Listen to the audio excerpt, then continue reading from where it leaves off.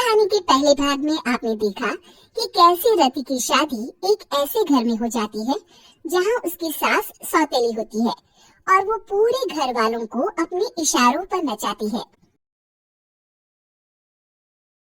रति छत से सूखे कपड़े उतार कर ले जा रही थी कि तभी उसकी नजर लक्ष्मी पर पड़ती है, जो किसी तरह चोरी से सुनील की अलमारी खोलने की कोशिश कर रही होती है। अरे, ये माँ जी को क्या हो गया? चोरों जैसे क्यों आप मेरी अलमारी खोल रही है माँ जी? आपको क्या चाहिए मुझे बताइए। अरे वाह, क्या चाहिए मुझे बताइए। अरे मैं इस घर की मालकिन हूँ, पूरा घर मेरे इशारों पर नाचता है और तुम्हें बताऊं कि मुझे क्या चाहिए? हट यहाँ से। और वो उसे जोर से धक्का देती है। जैसे ही लक्ष्मी रति को धक्का देती है, उसके सर पर चोट लग जाती है और वो बेहोश होकर गिर जाती है। रति के आसपास पूरा परिवार खड़ा रहता है। डॉक्टर जैसे ही उसे देखकर जाता है, रति को होश आता है। अरे बेटा, तुम दूर क्यों खड़े हो? मेरे पास आओ, मैं तुम्हारी माँ हूँ, कमला। रति के मुंह से लक्ष्मी सारंग की माँ का नाम सुनती है तो हैरान सी रह जाती है। क्या बोला रति बहू?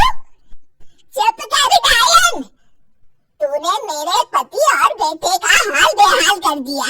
अब तू मेरी बहू को भी गुलाम बनाना चाहती है?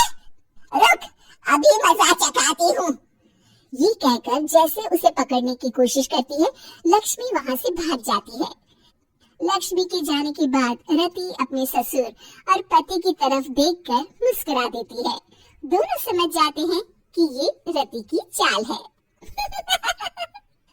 अगली सुबह लक्ष्मी का पति खाना लेकर खेत में जाने के लिए निकल ही रहा होता है कि लक्ष्मी उसे रोक देती है। अरे कहाँ चल दिए खाना लेकर? आज घर का काम कौन करेगा? तभी पीछे से रति आ जाती है और जोर से चिल्लाती है।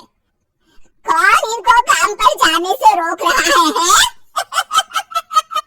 मैं अभी उसे मजा चखाती हूँ। जैसे ही रति लक्ष्मी की तरफ बढ़ती है, लक्ष्मी घबरा जाती है।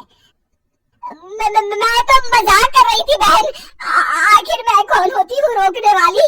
मैं तो बस ये पूछ रही थी कि घर का काम कौन करेगा?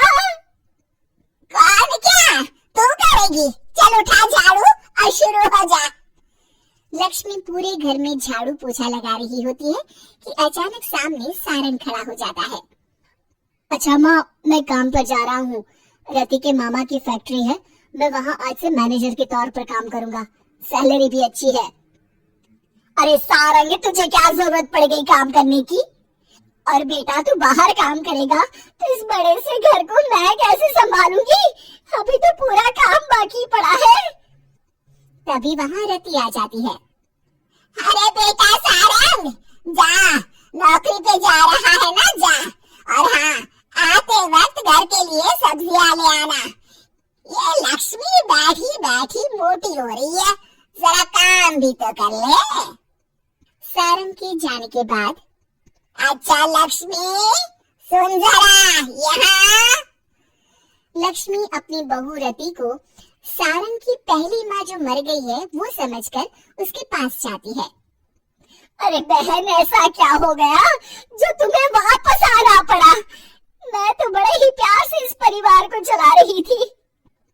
प्यार से तो मैं बहुत साल से तुझे मजा चखाना चाहती थी, लेकिन किसी औरत का शरीर मुझे नहीं मिल रहा था प्रवेश करने के लिए। अब से ना मैं बहू के शरीर में रहूंगी। और हाँ, तूने कोई भी चालाकी दिखाई या मेरे घर के लोगों को परेशान करने की कोशिश की तो तेरा गला दबा दूंगी।